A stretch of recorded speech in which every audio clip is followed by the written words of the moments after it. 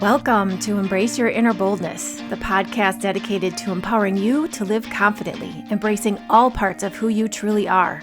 I'm Melissa Henning-Frank, and I'm the founder, success coach, and consultant of Becoming Bold, LLC, and you can count on me to be your guide on this incredible journey of self-discovery and transformation. Let's get right to it. Hey, bold soul. Today we're taking on something really sneaky. Something that disguises itself as preparation, care, or responsibility. But underneath it all, it's poison. I'm talking about worry. Chronic, exhausting, soul-squeezing worry. If you've ever found yourself spinning worst-case scenarios, overthinking conversations from 5 days ago, or lying awake at night bracing for a disaster that hasn't and may never come, then this episode is for you. For most of my life, I treated worry like it was a full-time job. If I could think far ahead enough, care hard enough, anticipate everything that might go wrong, maybe I could protect the people I love. Maybe I could keep everything from falling apart. But then my sister passed. And suddenly, all that worry felt hollow, heavy. Like I'd spent years carrying around an umbrella for a storm I couldn't stop anyway. And then she came to me in a dream, and clear as day, I heard her say, "Worry less, dance more." And it made so much sense coming from her. And I knew it wasn't just a message, it was an assignment, and it was an agreement. She reminded me that life isn't about bracing for the worst. It's about being here in the present for the beauty, for the belly laughs, for the music, the silly dance moves in the kitchen, and for the joy that we do not have to earn. Now every time I catch myself overthinking, tightening up, trying to control it all, I remember her voice, her lightness of being, her laugh, and I choose presence and power instead. So I'm honoring her by worrying less and living more. That's our deal. She may not be here in body, but she's still teaching me how to live with my heart open, my choosing to dance even in the grocery store, and my energy rooted in joy. And like the song by the artist Pink, I'm never gonna not dance again for both of us. So I feel like it's time to talk about the toxicity of worry because you, my friend, are long overdue for your energy to be rooted in joy too. We're going to break down why we worry, how it affects our brain and our body, and what it does to our energy and our reality. We'll also talk about how to reverse the habit of worry and reclaim the mental peace that you were born with. Let's get into it. Let's start with why we worry. And let's be real. We think that worry is control. It certainly feels like control, doesn't it? It gives us the illusion that we're being responsible, we're being cautious, we're being prepared. But truly, worry is your nervous system in a state of hypervigilance, and it's your mind spinning out scenarios that it can't actually solve. Worry is what happens when your brain tries to protect you without having enough certainty to do so. Biologically speaking, worry activates the amygdala, the part of your brain that's responsible for detecting threats. When triggered, it sends your body into low-grade fight or flight mode. Your heart rate goes up, digestion slows down, cortisol rises. We've talked about this on the podcast before. Over time, this is chronic stress that can lead to burnout, anxiety, gut issues, hormone imbalances, and even immune dysfunction. It's your body preparing for a lion when it's just a calendar notification or a text notification. Worry is actually madness, if you think about it, because most of what we worry about never even happens, and research backs this up. So I've got some statistics for you. Studies show that 85% of what we worry about never happens. So there was a study done at the University of Cincinnati, and researchers found that only 15% of worries actually came true. And of those 15%, 79% of people handled the outcome better than they thought they would. So what does that mean? It means we suffer more in our imaginations than we ever do in our reality. Also, 91% of chronic worriers report that their worries never materialize. So there was a Penn State study that had participants write down their worries for 30 days and track the outcomes. Nearly all of them reported that none of their worries came true.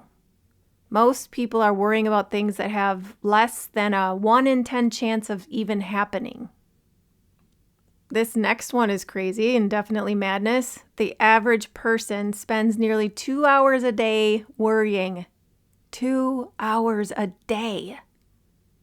That's 730 hours a year, or over 30 entire days lost to fear-based thinking every year. So imagine what you could create with that time and energy if you weren't being drained by anxiety. Did you know that worry physically shrinks the brain's gray matter? Yeah, it's crazy. Madness, toxic. Chronic stress and worry can reduce gray matter volume in the prefrontal cortex, which is responsible for decision-making, focus, and emotional regulation. So the more we worry, the less equipped our brain becomes to even handle worry. Also, 40 million adults in the U.S. experience anxiety disorders, and yet less than 40% seek support. So while not all worry becomes a clinical issue or anxiety, chronic worry is definitely a gateway to burnout, panic attacks, and physical health issues when it's left unchecked. Worry is more than a mindset. It becomes a lifestyle if you don't interrupt it. Lastly, with my statistics, women are twice as likely to suffer from anxiety-related worry. And this could be due to societal expectations, caregiving roles, cultural conditioning. But truthfully, women often internalize responsibility and future-based fear more deeply than men. That means healing worry isn't just personal, it's generational and it's systemic. So think about it this way. We're tormenting ourselves over possibilities that are often not even real. Think about it. We become loyal to suffering in advance. We're worshiping the problem. We're wasting our creative energy on nothing productive. And what's worse is that when we constantly imagine worst-case scenarios, we train our brain to look for threat.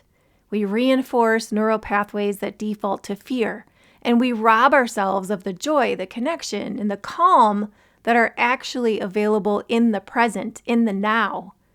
I'm a visual learner, and I love a good analogy. So I did some searching of the interwebs, and I want to share some of my favorites about what worry is. Worry is like paying interest on a debt you don't even owe. So you're emotionally investing in a future problem that may never exist, and you're paying in peace, energy, and sleep. Worry is like rehearsing for a play that may never happen on a stage that doesn't exist with an audience that's not even coming. But you still spend all of your time memorizing disaster lines instead of enjoying the scene you're actually in. Worry is like checking the weather app 47 times before a picnic. I've been there, I've done that.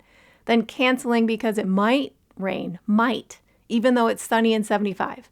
So you miss the joy that was right there because you were bracing for a storm that never came. Worry is like holding an umbrella over your head every day just in case. I actually really like this one. Even on the sunniest days, you're shielding yourself from the light. Worry is like trying to drive forward while staring into the rearview mirror. Think about what that looks like. You lose direction, you're completely missing the beauty around you, and you increase your chances of crashing. Worry is like trying to solve tomorrow's problems with today's peace. You drain your current energy trying to prepare for something that hasn't even arrived. Damn, worry is absolutely madness, and it's a toxin. And we're kind of addicted to it, aren't we? Okay, so let's dig into how worry plays into one of my favorite topics, the law of attraction. Let's talk about the energetic cost of fear-based thinking. And let's try to break it down simply. The law of attraction says that like attracts like. You don't attract what you want necessarily. You attract what you're energetically aligned with. So when you're in a state of chronic worry, that madness, that spiral, your dominant frequency is fear, doubt, and lack.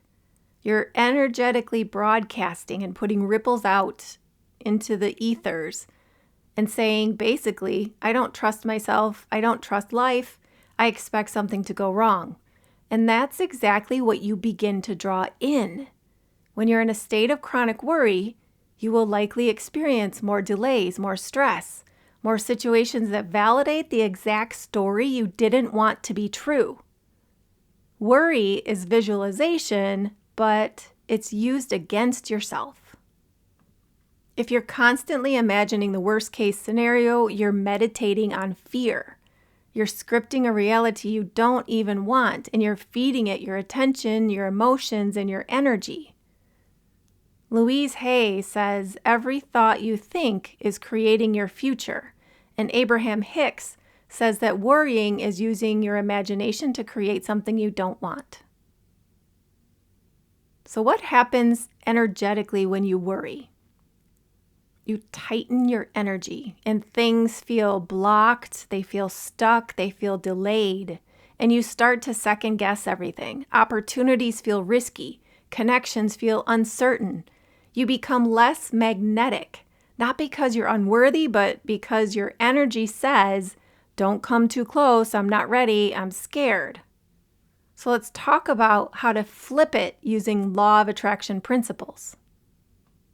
Number 1, recognize that worry is a low vibration habit. It's not your identity. You can shift it. You're not stuck there. Number 2, interrupt the spiral with intentional thoughts. Ask yourself, what would I think if I trusted that everything was working out for me right now? Number 3, practice emotional rehearsal of the best case scenario. Feel the peace of it already being handled. Imagine yourself after it worked out saying, that was easier than I expected. Number 4, speak gratitude into the situation. Say things like, thank you for clarity. Thank you for the lessons. Thank you for making this easier than I imagined. Number 5, trust the unseen. Just because you can't see the how doesn't mean it's not unfolding. Worry demands proof, and trust releases resistance. Worry is rehearsing fear. Faith is practicing peace. And energy doesn't lie. The universe responds to your dominant state of being. If your dominant vibration is, I'm not safe, things won't work out, you'll block or delay the very things that you say you want. But when your energy says, I trust myself, I trust the process, I expect good things, you magnetize opportunities, you magnetize ease, and people who meet you with that same grounded power. So what do we do about that? How do we break the habit of worry? It's not easy. And if you're a chronic worrier, don't shame yourself. Your brain got really good at worrying because it thought that's what kept you safe. But you're not in survival mode anymore. You're in growth mode. So let's unlearn. I've got 6 tangible practices that you can start today. Number 1, name the worry. Write it down, say it out loud, get it out of your head and onto paper. Number 2, reality check it. Ask yourself, is this happening now? What evidence do I have that this is true? Has this fear actually played out in the past? Number 3, flip the script. Instead of saying, what if it goes wrong? Ask, what if it goes better than I imagined? Number 4, use a grounding practice. Do breath work. Walk barefoot. Do some stretching or EFT tapping. Anything to bring you back into your body and into the present moment. Number 5, speak a new affirmation. Say something like, I choose peace over panic. I trust that what's for me will not miss me. Number 6, schedule your worry. Yes, really. I've done this before and it helps. I think you should try it. So if you can't shake your worry, Give yourself 10 minutes a day to worry. And when that timer's up, you move on. Don't let it hijack your whole day. If you're in a place where it doesn't make sense for you to even be worrying, or it's a big distraction for you, tell yourself that you're going to allow yourself to worry about it at 3 o'clock later today, and then hold yourself to that promise. You don't need to earn your peace by exhausting yourself with worry first. You're allowed to expect great things. You're allowed to trust yourself. You're allowed to rest in the knowing that even if it gets hard, you will handle it when and if it happens. Corrie ten Boom says, "Worry does not empty tomorrow of its sorrow. It empties today of its strength." So here's your reminder. The real power is in presence. It's in the now. The real courage is in trusting the unseen. The real healing happens when you stop bracing for disaster and start preparing for your becoming. If this episode spoke to your anxious heart today, share it with someone you love. Or better yet, take a screenshot and tell me what you're releasing worry about today. And if you're ready to finally become bold, subscribe to the Becoming Bold newsletter for weekly tools, reflection prompts, and encouragement that cuts through the noise and gets you back to yourself. So why not choose peace? Why not choose power? Worry is not your identity. So until next time, please be kind to your mind. That's it for today's episode of Embrace Your Inner Boldness. If this stirred something in you, don't let it fade. Screenshot this episode, tag me at Becoming Bold LLC, and share it with someone else who's ready to rise. And hey, if you haven't already, take a second to subscribe, rate, and review the show. That's how we spread the boldness and keep this movement growing. Whatever came up for you today, feel the fear and do it anyway. You don't need to wait for perfect timing or permission. You are powerful. You are ready. And remember, the only limit to your boldness is the one you set for yourself. Until next time, stay bold, stay curious, and keep becoming you.